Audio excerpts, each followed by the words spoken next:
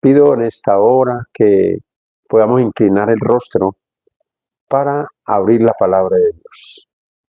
Oremos. Querido Padre, te damos gracias en esta noche porque nos da la bella oportunidad de abrir tu libro santo, como es las Santas Escrituras, y poder conocer de ti los consejos, escuchar tu voz, Señor, y poder prepararnos de esa manera para verte venir en gloria y morar contigo por la eternidad.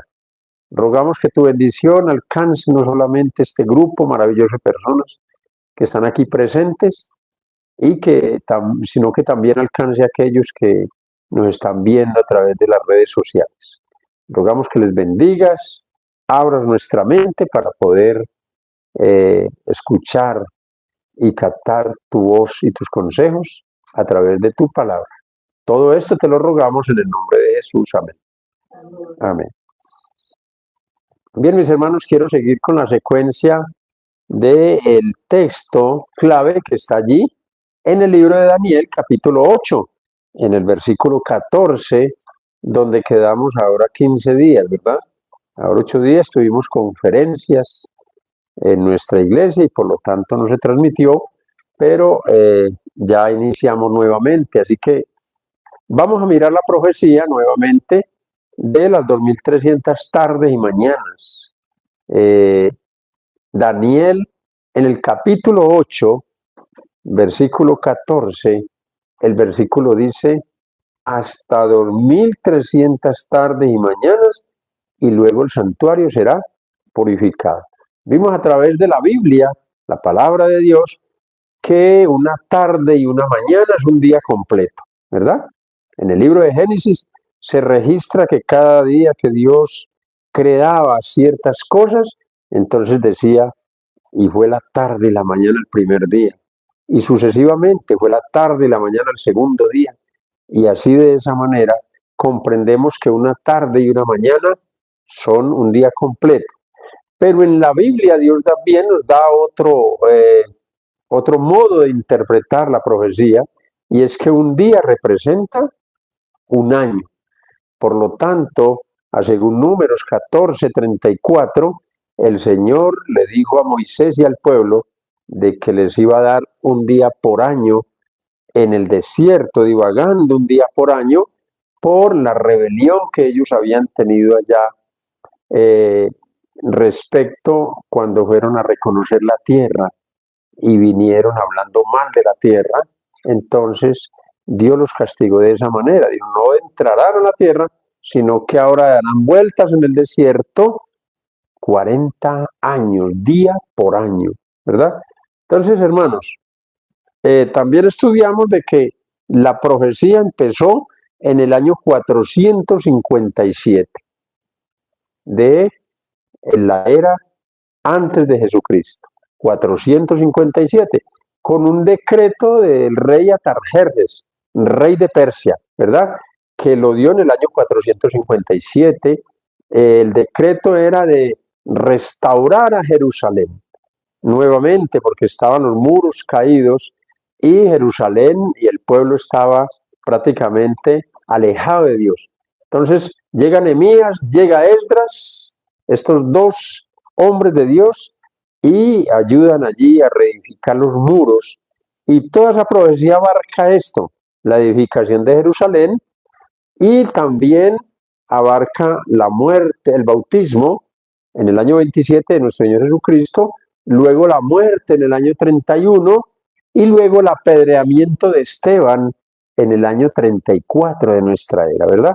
Entonces, comenzaron a correr en el año 57, 457 antes de Cristo.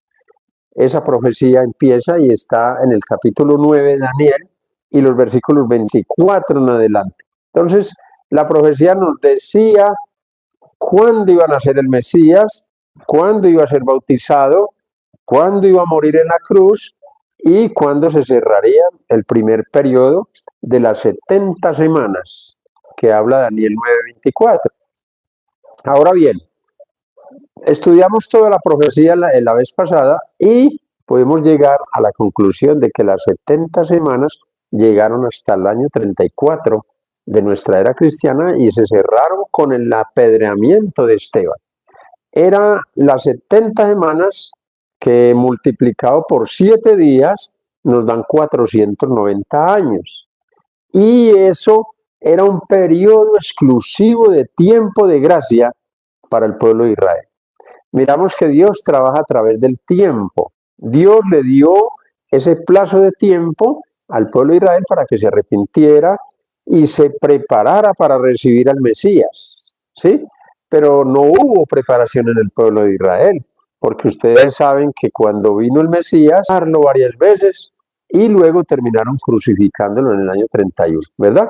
Entonces, el tiempo de gracia se le cerró a Israel como pueblo de Dios. Ya no son el pueblo de Dios. Él cerró el tiempo de gracia como pueblo en el año 34 de nuestra era, ¿sí? Con el apedreamiento, cuando apedrearon a Esteban, allí se cierran las 70 semanas, que fue el plazo que Dios le había dado a Israel, ¿verdad? Para entender entonces esta cuestión del santuario, porque la Biblia en el capítulo 8 de Daniel está diciendo hasta 2300 tardes y mañanas, o sea, 2300 años y el santuario será purificado. Por lo tanto, tenemos que comprender que si 2300 años contados desde el año 457 a.C., contando desde allá, llegó hasta 1844. Ahí terminaron los 2300 años, las 2300 tardes y mañanas. ¿Qué iba a pasar en 1844? El santuario iba a ser ¿qué? Purificado. Y hay muchas preguntas. ¿Cuál era el santuario que iba a ser purificado? Pues para 1844 no había un santuario en la tierra. Entonces, si no había santuario en la tierra, ¿cuál debería ser el santuario que debería ser purificado? El del cielo. Ahora nos hacemos otra pregunta, hermanos. ¿Es que el santuario que está en el cielo, que es la morada de Dios, necesita ser purificado? Claro que sí. ¿Por qué? Porque la Biblia dice que los pecados eran traspasados del pueblo al corderito, y del corderito se llevaban adentro al velo y al arca del testimonio, ¿verdad? Con él se pintaban con la sangre se esparcía en los cuernos, allí del propiciatorio, del arca del propiciatorio. Entonces los pecados eran introducidos a través de esa sangre allá adentro. Lo mismo está sucediendo hoy. Nuestros pecados están siendo introducidos en el santuario celestial. Por eso todo lo bueno y lo malo que nosotros hacemos está inscrito en los libros. Ustedes saben que allí en el santuario hay 3 libros, ¿verdad? Que son el libro de la vida, uno, el libro de memorias, es donde están apuntados todos nuestros pecados, y el libro de la muerte. Hay 3 libros que están contemplados allá en el cielo. Y en esos libros están los registros de todos nuestros pecados. Por lo tanto, el santuario está ¿qué? Contaminado. Y hay necesidad de una expiación del santuario. Entonces, para comprender un poquito qué es el servicio, cuál es el servicio, la función que nuestro Señor Jesucristo está desarrollando allí en el santuario, necesitamos ver un poquito lo que pasó en el santuario terrenal, que era una copia o una fotocopia, digamos, del santuario real, del santuario celestial. Dios mandó en el libro de Éxodo capítulo 25, versículo 8, le dijo a Moisés, y harán un santuario para mí, y habitaré en medio de ellos. ¿Cuál era la función del sacerdote allí? Bueno, vamos a verlo un poquito en el libro de Levíticos. Levíticos capítulo 16 es el capítulo que menciona todos los pasos que un sacerdote tenía que hacer allá. Y como nosotros los adventistas sabemos, dicho sea de paso, la única iglesia que maneja esta única doctrina del santuario y comprende esto del santuario, es la iglesia adventista del séptimo día. Honra y gloria a Dios. Amén. Que es la única iglesia que Dios le dio luz sobre el santuario y sobre el ministerio de Jesús. Muchos en este momento no saben qué está haciendo Jesús allá. La gente predica de Cristo pensando que el ministerio de Jesús terminó en la cruz, pero no terminó en la cruz, ¿verdad? El ministerio de Jesús está llevando a cabo ¿en dónde? En el cielo, en este momento. Eso está en el libro de Hebreos. Hebreos y Levíticos son los dos libros que nos hablan muy bien y explican la administración que el sacerdote hacía en el santuario. Vamos a verlo un poquito en el libro de Levíticos, capítulo 16. ¿Cuántas partes tenía el santuario terrenal? Tenía 4 partes. Una, el campamento. Cristo vino y vivió entre nosotros. El campamento es este mundo. Allá el campamento era donde vivían los israelitas. Y el campamento estaba alrededor del santuario, era parte del santuario, ¿verdad? O sea que una parte del santuario, la primera parte era el campamento, simbolizando aquí, así que Cristo tenía que vivir dentro de nosotros.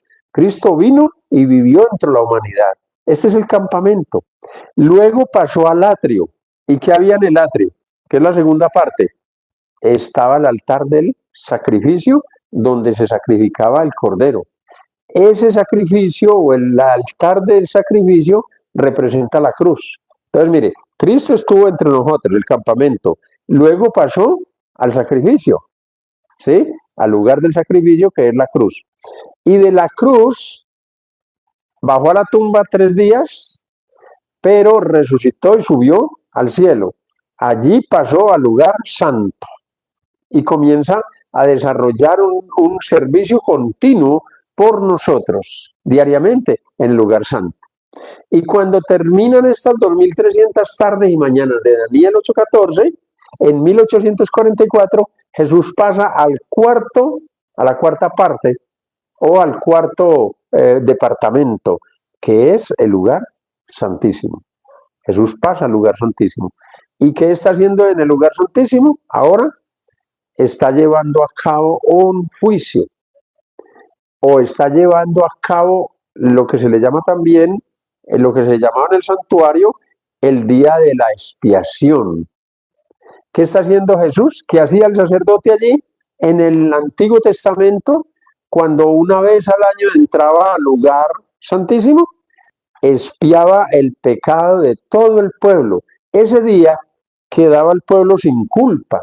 Todo el pecado era colocado encima de un macho cabrío vivo que dejaban. O sea, vamos a mirarlo en el libro de Levíticos. Vamos a mirarlo un poquito.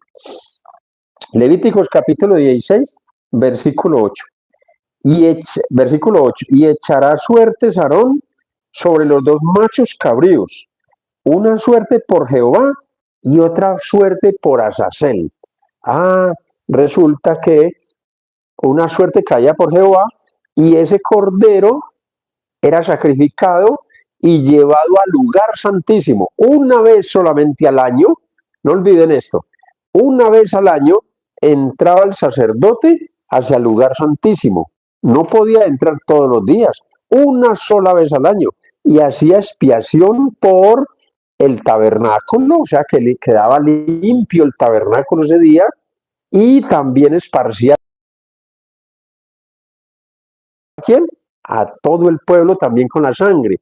Ese día tenían que afligir sus corazones, tenían que arrepentirse de todo pecado, porque si no se arrepentían, era tremendo, era un día muy delicado, tanto de peligro incluso para el sacerdote, para el sumo sacerdote, porque el sumo entraba allá y si habían pecados que el pueblo no había confesado, el sumo sacerdote moría allá dentro del lugar santísimo.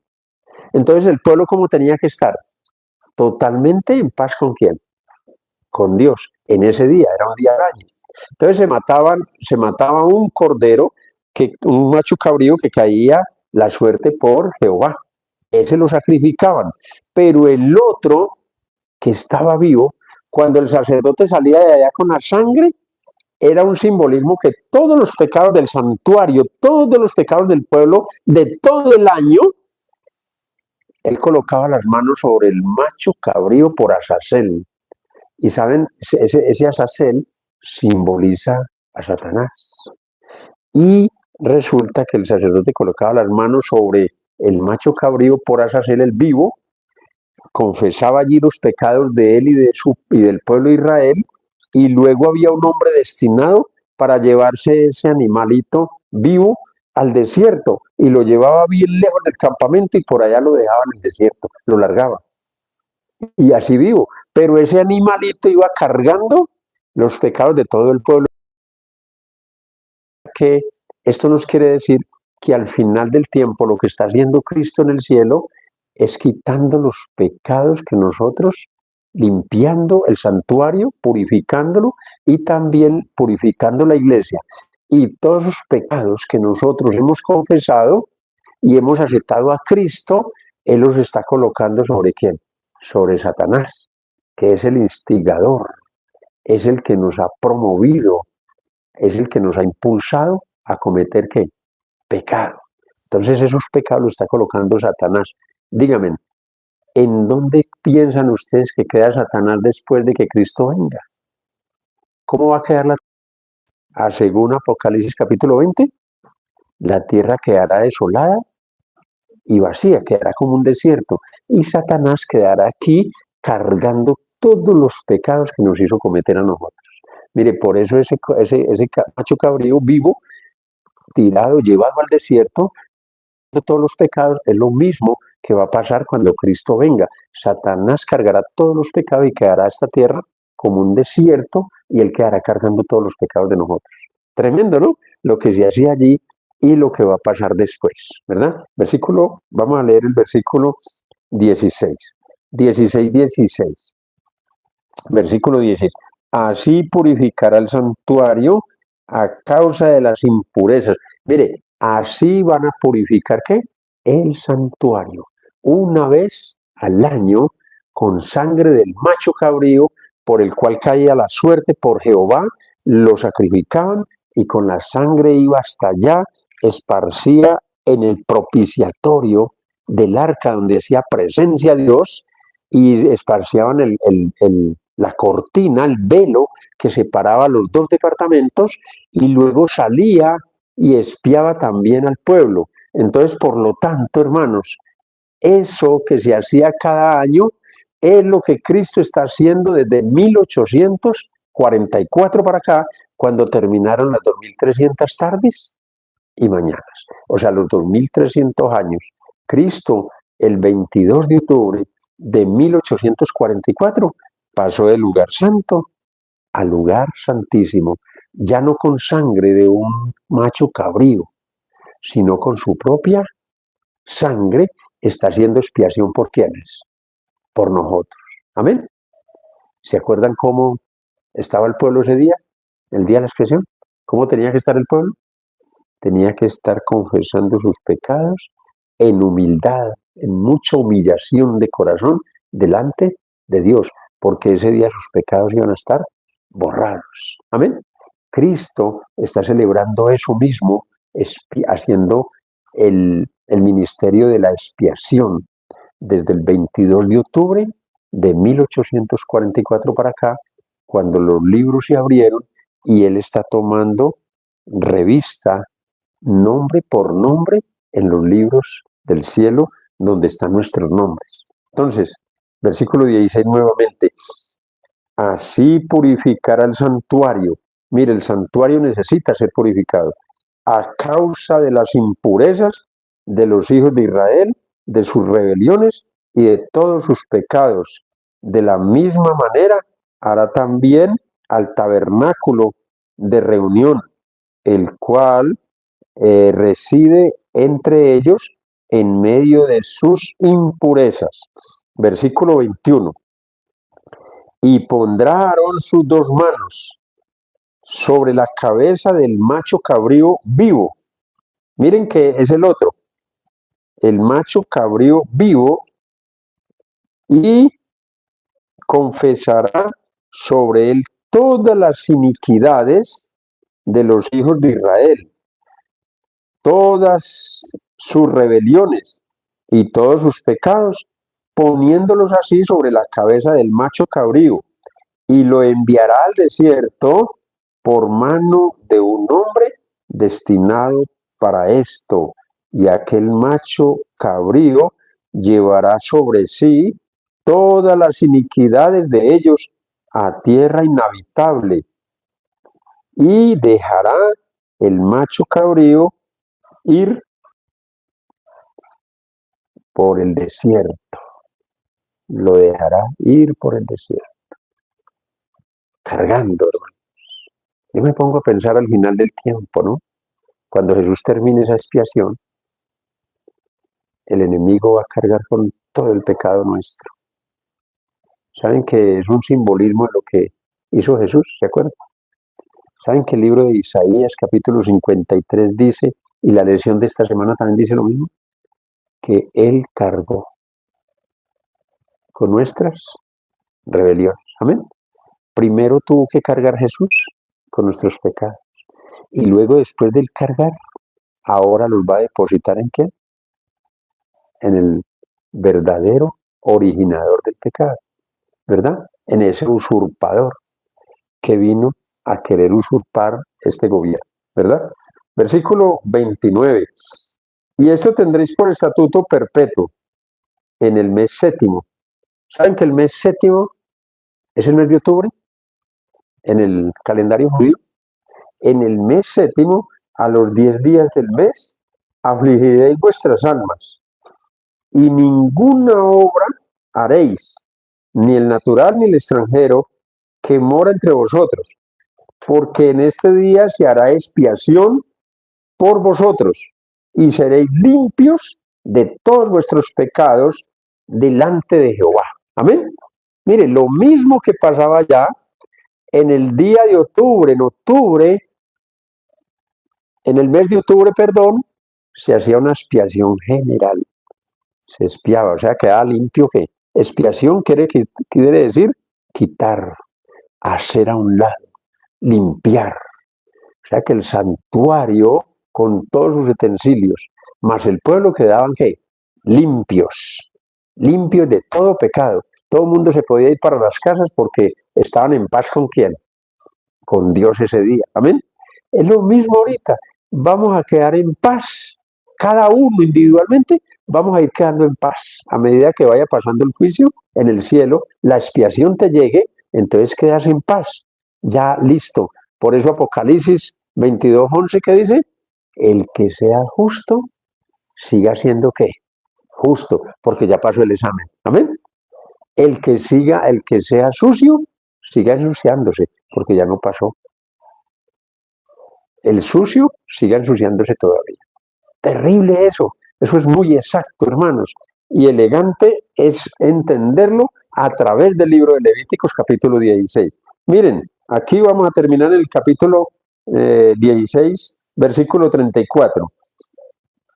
Y esto tendréis como estatuto perpetuo para hacer expiación una vez al año. Mire, una vez al año por todos los pecados de Israel.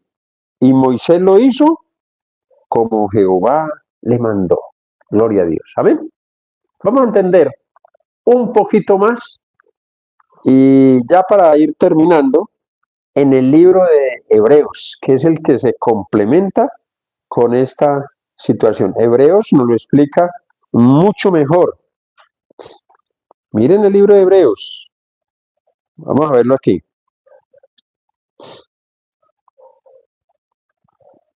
En el capítulo 8.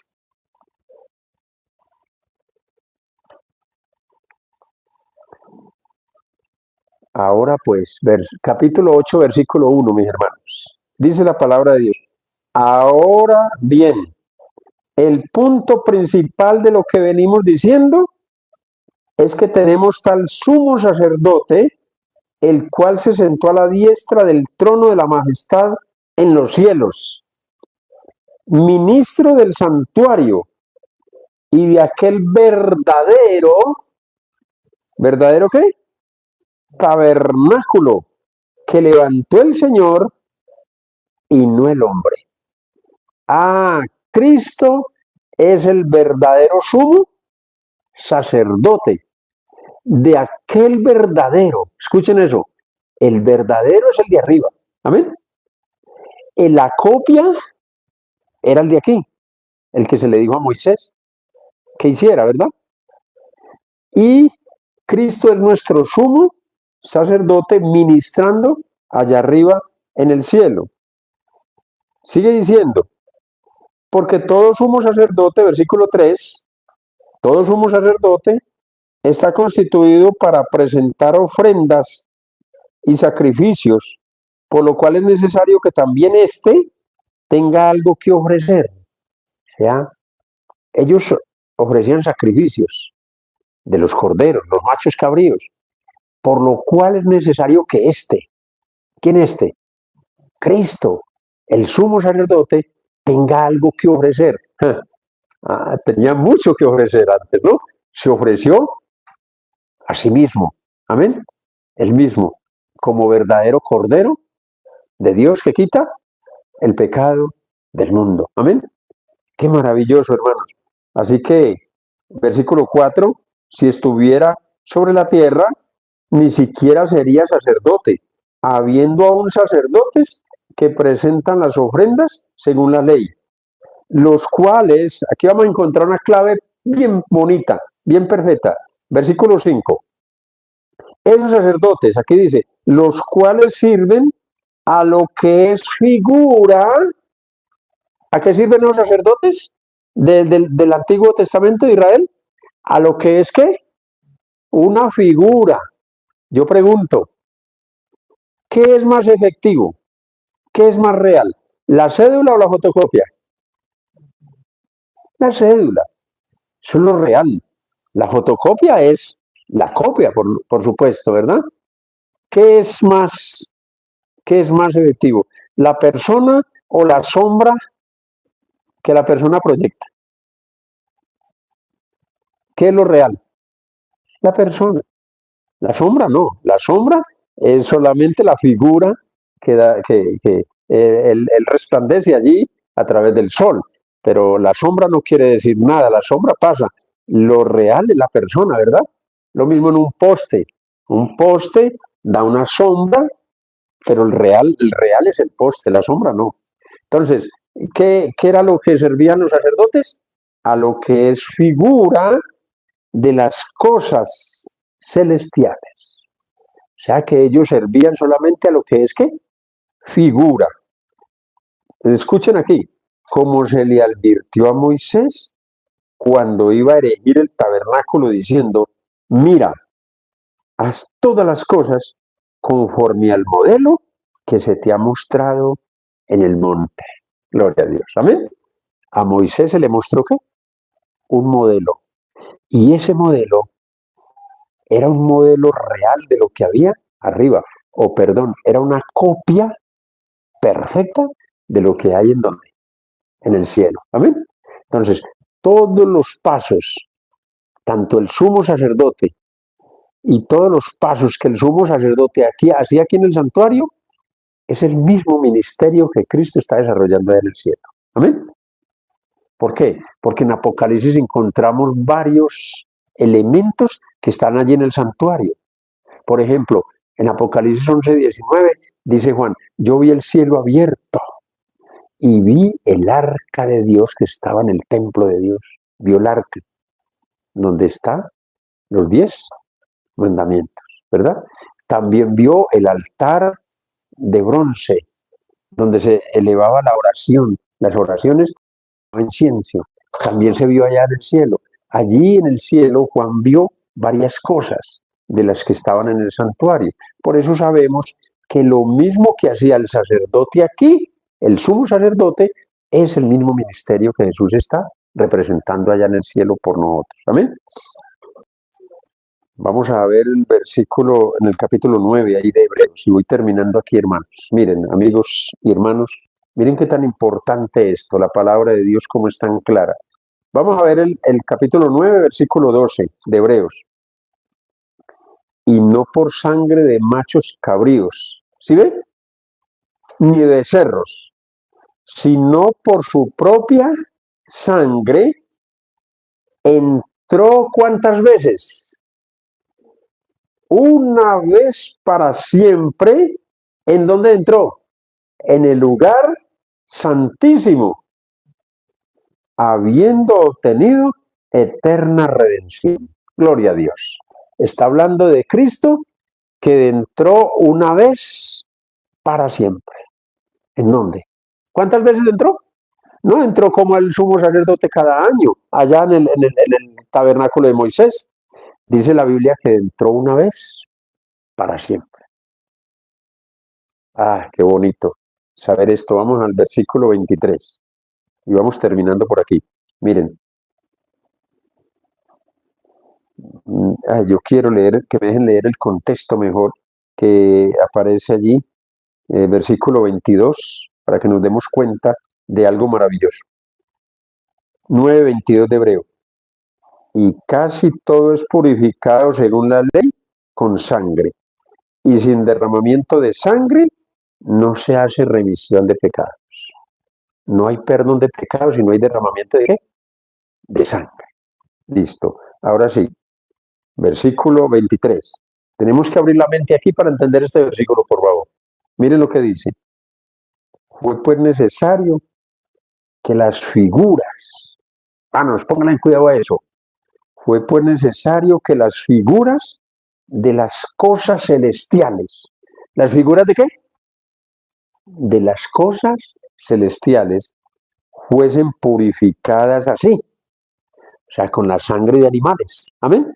Porque esas cosas que se purifican allá eran las figuras de las cosas celestiales y eran purificadas con sangre ¿de quién? De toros, de machos cabríos, de becerros, de corderos, ¿verdad? Entonces, fue necesario pues que las figuras de las cosas celestiales fuesen purificadas así, pero las cosas celestiales mismas con mejores sacrificios que estos. ¿Amén? O sea, las de aquí con sangre de becerros, ¿sí? Y de machos cabríos, las que estaban en el tabernáculo, ¿sí? Pero las celestiales con mejores sacrificios que los de animales. ¿Y cuál sacrificio era ese? Cristo, amén, su sangre. Cristo está ofreciendo su sangre. Ay, hermanos, por la iglesia, por nuestros pecados, y está purificando no solo el lugar santo, sino que está purificando el lugar santísimo, perdón, y está purificando ¿qué? La iglesia. Amén. En este momento. ¿Cómo debería estar la iglesia? ¿Cómo debería estar el campamento? ¿Saben qué era tan bonito? ¿Saben qué suena tan bien bonito? Que el sumo sacerdote cuando acababa de purificar allá, se venía otra vez al campamento. Mire, salía del campamento, subía al sacrificio, del sacrificio al lugar santo, del lugar santo al lugar santísimo, y del lugar santísimo volvía y llegaba a dónde? Al campamento. ¿A dónde va a venir Jesús cuando termine allá? Al campamento nuevamente, por nosotros. Amén. A purificarnos para podernos llevar al cielo, hermano. Qué maravilloso estudiar esto así. Mire, vamos a terminar aquí. Versículo 24. Porque no entró Cristo en el santuario hecho por mano, figura del verdadero, sino en el cielo mismo, para presentarse ahora por nosotros ante Dios. Gloria a Dios. Amén. Cristo no entró en el tabernáculo de Moisés, ya no existe. Las tribus de Israel están dispersas por todo el mundo ya. Entonces, ¿dónde entró Cristo? En el cielo mismo, para presentarse ante Dios por cada uno de nosotros. Gloria a Dios. Amén. Qué bonito. Hermanos, esta es la única doctrina que tiene esta iglesia adventista y que nadie la predica. Ninguna otra iglesia predica esta doctrina, solamente la iglesia adventista. Dios se la entregó a la iglesia adventista. Amén. Para que nosotros comprendamos el ministerio de nuestro gran sumo sacerdote y lo sigamos. Velo adentro hasta donde entró como precursor nuestro, o sea, como nuestro abogado, como nuestro intercesor. Amén. Y voy terminando. Versículo 25. Hace rato estoy que termino, pero aquí sí voy a terminar. Versículo 25. Y no para presentar, no para ofrecerse muchas veces, como entra el sumo sacerdote en el lugar santísimo cada año con sangre ajena. De otra manera, le hubiera sido necesario padecer muchas veces desde el principio del mundo. Y escuchen otra clave bien importante aquí, hermanos, en este versículo 26. Pero ahora, en la consumación de los siglos. ¿En cuándo? En la consumación de los siglos. ¿Saben cuántos años es un siglo? 100 años es un siglo. ¿Saben cuántos siglos tenemos?